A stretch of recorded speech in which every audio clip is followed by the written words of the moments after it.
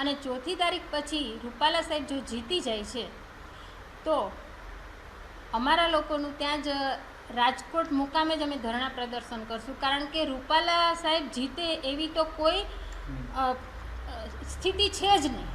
રૂપાલા સાહેબ જીતશે ને તો પણ ઈવીએમ મશીનથી જીતશે, કારણ કે અમારા ભાઈઓએ બધા વડીલોએ એટલી બધી મહેનત કરી છે રાજકોટમાં કે રાજકોટના સૂત્રો અમારા કહે છે કે રૂપાલા કોઈ દિવસ જીતી ના શકે. જો રૂપાલા સાહેબ જીતી જાય છે તો એ મતદાનનો પણ અમે સંપૂર્ણપણે બહિષ્કાર વિરોધ કરશું, કારણ કે એ ઈવીએમ મશીનમાં જ ખોટ હશે અને ભાજપની જ કોઈ રણનીતિ એવી હશે, કાવા દાવા હશે કે જેના લીધે રૂપાલા સાહેબ જીતી જશે. બાકી રૂપાલા સાહેબને જીતવાનો કોઈ ચાન્સ છે જ નહીં.